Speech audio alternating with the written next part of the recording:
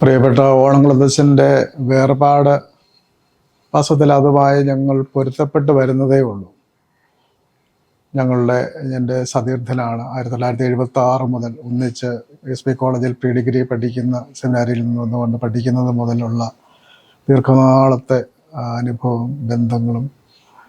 അതുകൊണ്ട് അദ്ദേഹത്തെക്കുറിച്ച് ഇപ്പോൾ പറയാൻ പോലുള്ള ഒരു മാനസിക അവസ്ഥയിലല്ല. മരണം രംഗബോധമില്ലാത്ത കോമാളിയാണ് എന്ന് വില്യം ഷേക്സ്പിയർ പറയുന്നുണ്ട്. പക്ഷെ ക്രിസ്തീയ വിശ്വാസം നമ്മളത് പറയത്തില്ലെങ്കിൽ തന്നെയും മനസ്സിൽ നമ്മൾ പെട്ടെന്ന് തോന്നുന്നതാണ്. ജീവിതത്തിൽ നിറഞ്ഞു നിൽക്കുന്ന അജപാലന പ്രവർത്തനങ്ങളുമായും അതുപോലെ തന്നെ സാമൂഹിക പ്രവർത്തനങ്ങളുമായും ഈ അതിരൂപത മുഴുവനും കേരളക്കരയിൽ തന്നെ നിറഞ്ഞു നിൽക്കുന്ന സമുന്നത വ്യക്തിത്വമാണ് ഓണംകുളത്തച്ഛൻ.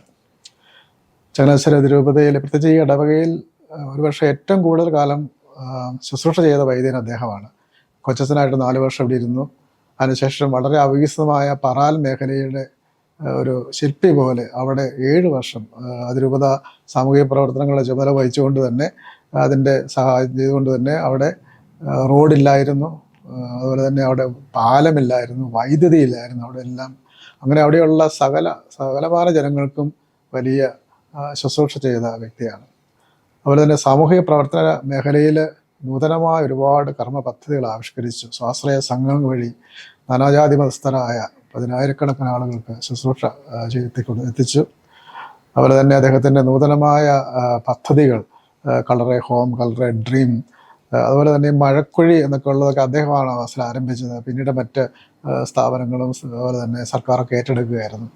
അങ്ങനെ ഒരുപാട് പദ്ധതികൾ, വികസന പദ്ധതികൾ. പക്ഷേ ഈ വികസന പദ്ധതികൾ വെറുതെ സഹായം ചെയ്യുക എന്നുള്ളതല്ല, മറിച്ച് അതിൻ്റെ ഗുണഭോക്താക്കളുടെ കൂടെ സഹകരണത്തോടു കൂടിയും അവരെ തന്നെ വീണ്ടും ആ സഹായം ചെയ്യാൻ ശക്തരാക്കുന്ന രീതിയിലാണ്. അപ്പോൾ ഈ കളറെ ഡ്രീമിൻ്റെ പദ്ധതി അങ്ങനെയാണ്.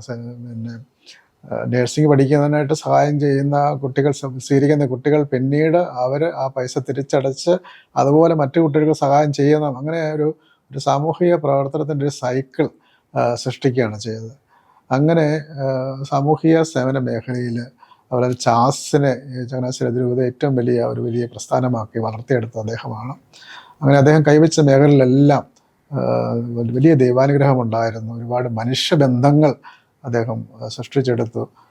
ഏറ്റവും ചെറിയ ഇടവക മുതൽ ഏറ്റവും വലിയ ഇടവകൾ വരെയും, ഏറ്റവും ചെറിയ സംഘടനകൾ മുതൽ ഏറ്റവും വലിയ സംഘടനകൾ വരെയും ശുശ്രൂഷ ചെയ്തു. വൈദികരുടെയും അതുപോലെ തന്നെ ജനങ്ങളുടെയും സിസ്റ്റേഴ്സിൻ്റെയും എല്ലാം ആദരവ് പിടിച്ചു പറ്റിയ ഒരു വ്യക്തി പെട്ടെന്ന് നിഷ്ക്രമിച്ചിരിക്കുന്നു. അത് വലിയൊരു ദുഃഖം നമ്മുടെ എല്ലാവരുടെയും ഹൃദയത്തിൽ അവശേഷിപ്പിച്ചിരിക്കുകയാണ്.